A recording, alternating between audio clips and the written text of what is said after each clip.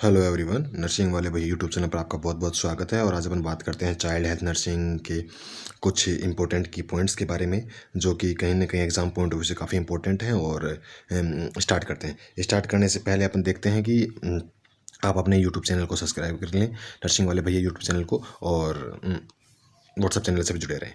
पहला पॉइंट है postnatal period. Postnatal period क्या होता है? ग्रोइंग स्टेज होती है, जिसके अंदर अपन बात करते हैं। सेकंड में पेन ले लेता हूँ एक बार। इसके अंदर अपन बात करते हैं कि नियोनेटल को कितना बोलेंगे? 28 दिन, 0 से 28 दिन तक, 4 वीक तक। अर्ली, इसके दो पार्ट होते हैं, अर्ली और लेट। अर्ली का मतलब 28 दिन के अंदर अर्ली क्या होगा? 1 से 7 दिन तक, और 8 से 28 दिन तक। तो लेट कौन सा हो जाएगा? 8 से 28 दिन तक। इन्फेंट क्या होता है? 1 साल तक। पर जब अपन बात करते हैं कि इन्फेंट प्रॉपर क्या होता है, प्रॉपर होता है 29 दिन से 1 साल तक। टोडलर की अपन बात करते हैं 3 साल तक। प्री स्कूल 3 से 6, स्कूलर या मिडिल स्कूल 6 से 12, और अडोलसेंट 12 से 16।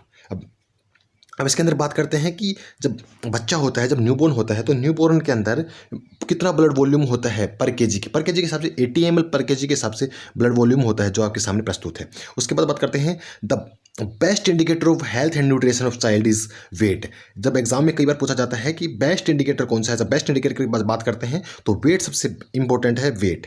उसके बाद बात करते हैं at the age of 2 month tear start to appear. अब बात करते हैं, क्वेश्चन कई बार पूछा जाता है कि आंसू कब आना स्टार्ट होते हैं बच्चे में।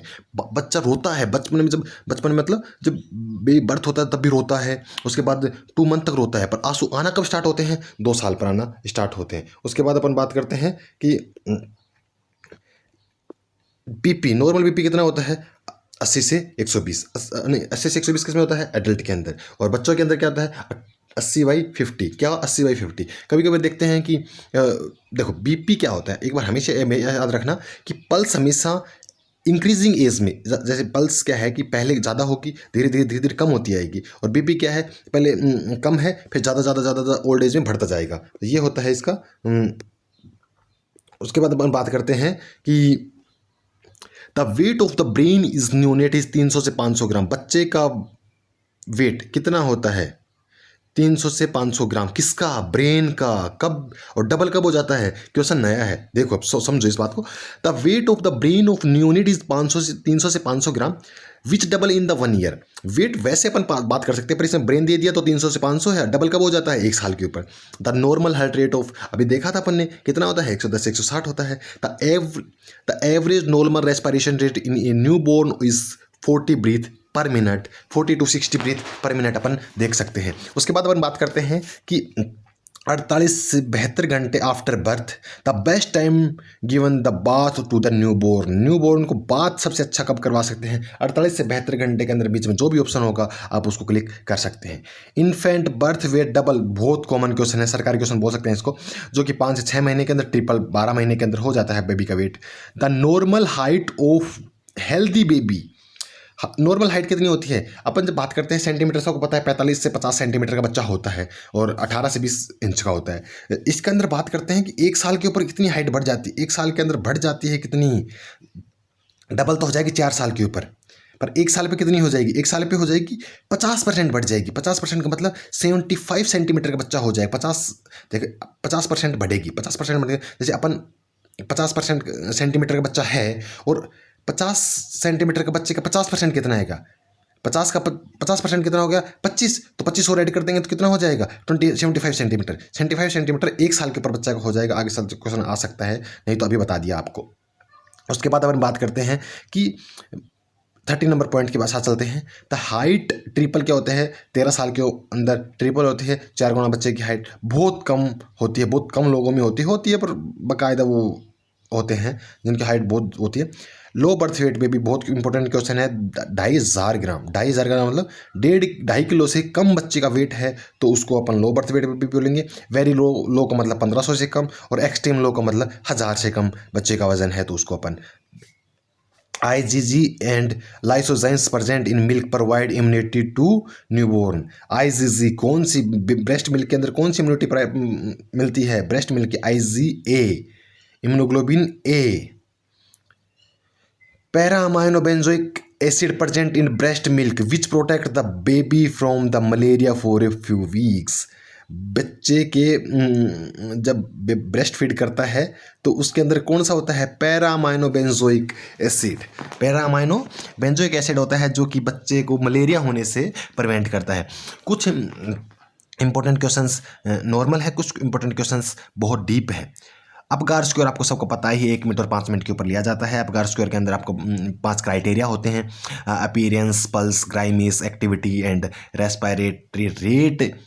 कई बार ऑप्शन में होता है पर रेस्पिरेटरी एफर्ट ऑप्शन सही जाता है, यहाँ रेस्पिरेटरी रेट लिख रखा है।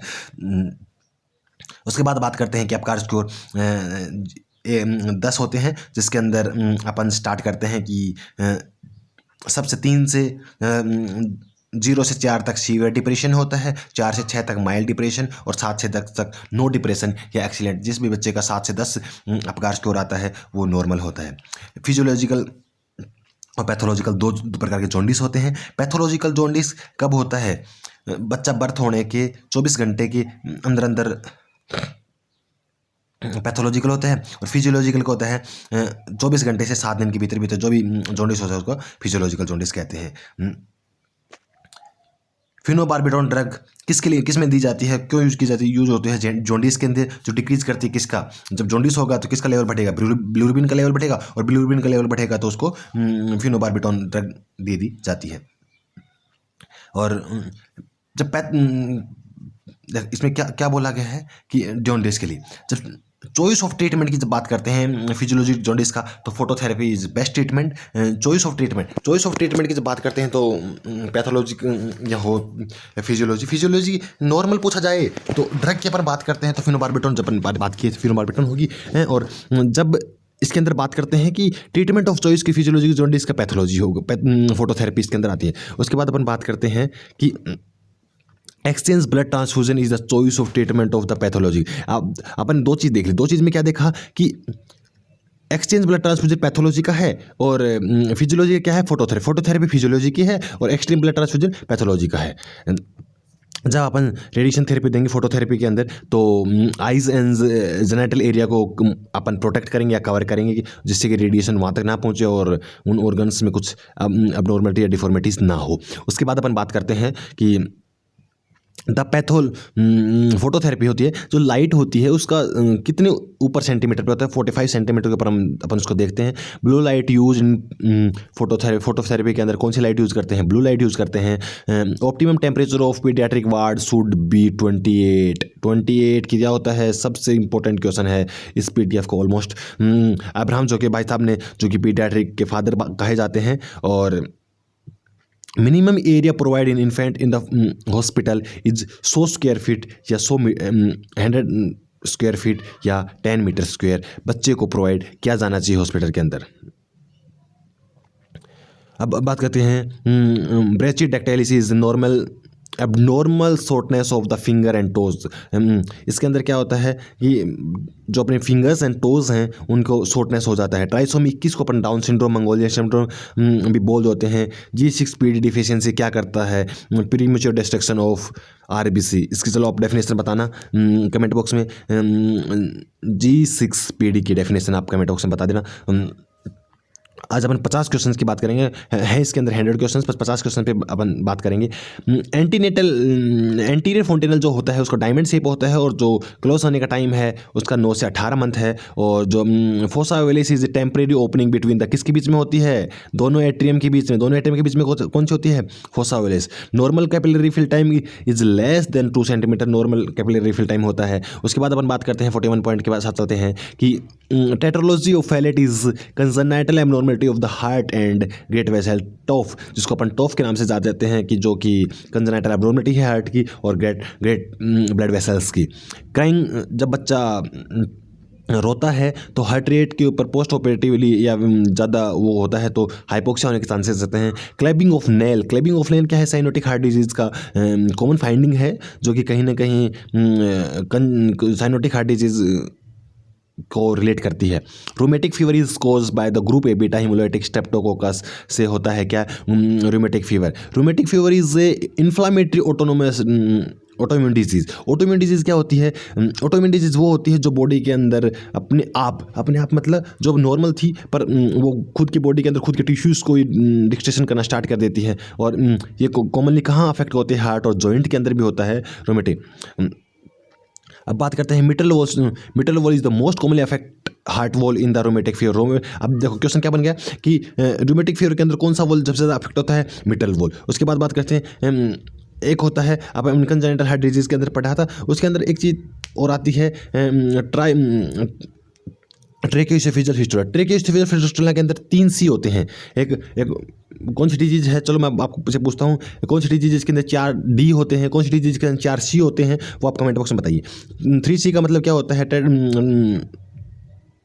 ट्रेकियोइसोफेजियल फिस्टुला के अंदर कफिंग, चोकिंग और साइनोसिस 3 प्रकार की वो होती हैं। आज अपने 50 पॉइंट्स के लिए साथ जाएंगे, उसके बाद नेक्स्ट क्लास के अंदर अपन आगे के 50 पॉइंट्स को ऐड करेंगे। Lactose intolerance is the inability to digest. Lactose intolerance की इनएबिलिटी क्या करते हैं? डाइजेस्ट करता है मिल्क को and some dairy products. Lactose intolerance जिसके अंदर होता है उसके अंदर डेयरी प्रोडक्ट और उन सब चीज़ों की जिससे कि डेफिशिएंसी होती है लैक्टोज की। अब पीके है कि फ्लाइन यूरिया होता है जो कि कंजेनाइटल ऑटोइम्यून रिसेसिव डिसऑर्डर है। अब ये क्वेश्चन इंपॉर्टेंट क्यों है? क्योंकि इससे पूछा जाता है कि पीक्यू क्या है? कंजेनाइटल ऑटोइम्यून रिसेसिव डिसऑर्डर है। It is the which body fail to mobilize. किसको मोबिलाइज? ये क्या है? पीक्यू क्या है? अमाइनो एसिड है। अमाइनो एसिड कौन सा अमाइनो एसिड है कि फिनाइल एलानिन और टायरोसिन को क्या बोलते हैं? मेटाबोलाइज करने में किसको? फिनाइल टू टायरोसिन हो जाता है। तो फिनाइल की जगह टायरोसिन आ जाता है, तो जिसकी वजह से क्या होता है? फिनाइल की क्या बोलते हैं यूरिन के थोड़ा बाहर निकल जाता है और ये ऑटोइम्यून। सीलिएक डिजीज़ क्या है? ग्लूटेन प्रोटीन इंटॉलरेंस डिजीज़ है। ग्लूटेन प्रोटीन इंटॉलरेंस डिजीज़ है। साथ बनाए रखें और ऐसे ही कुछ इंपॉर्टेंट टॉपिक्स की इंपॉर्टेंट क्लास आपके सामने हर एक सब्जेक्ट के आपके सामने आती रहेगी। और नर्सिंग वाले यूट्यूब चैनल से जुड़े रहें और इंस्टाग्राम से भी जुड़ जाएं। और इसके साथ साथ इसका लिंक व्हाट्सएप चैनल का लिंक भी आपको कमेंट बॉक्स में दे दूंगा मैं, तो उसके साथ जुड़ जाएं। धन्यवाद साथियों, साथ बनाए रखें। Thank you.